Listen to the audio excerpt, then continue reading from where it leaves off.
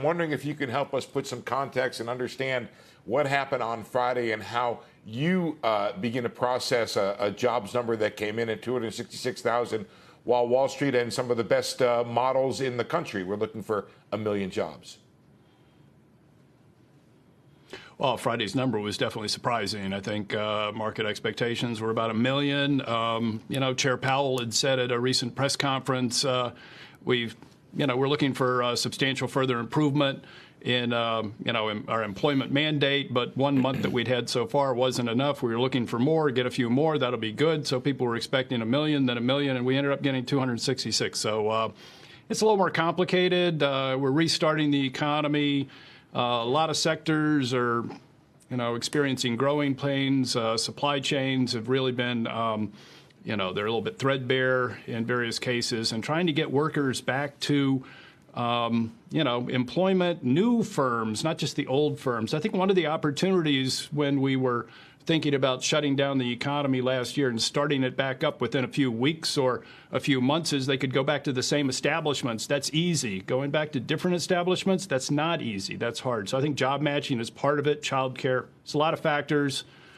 Hopefully it's just a 1 month kind of thing and we're going to get to better employment. I certainly think so because we've got a lot of support, fiscal stimulus, accommodative monetary policy. So I'm looking for continued strong employment growth the rest of the year.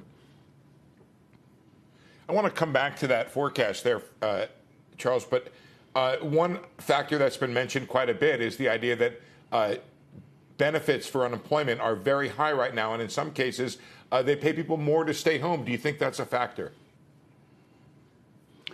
Well, I mean, there certainly are, good unemployment insurance benefits for people who are eligible for that. Not everybody is. Some people left the labor force and they're not eligible when they come back.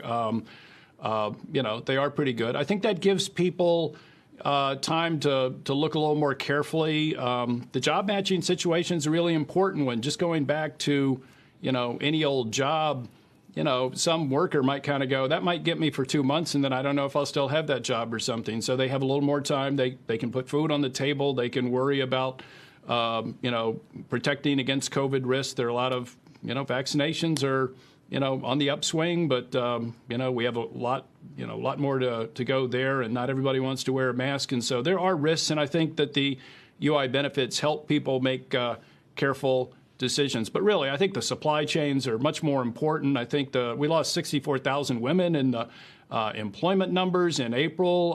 That sounds to me like child care is still an issue. Schools are not open, 5 days a week, regular hours. So even if they're open, but they're irregular hours, that means that there are child care issues. So getting women back into the workforce the way that they would like to work and worked in the past is important.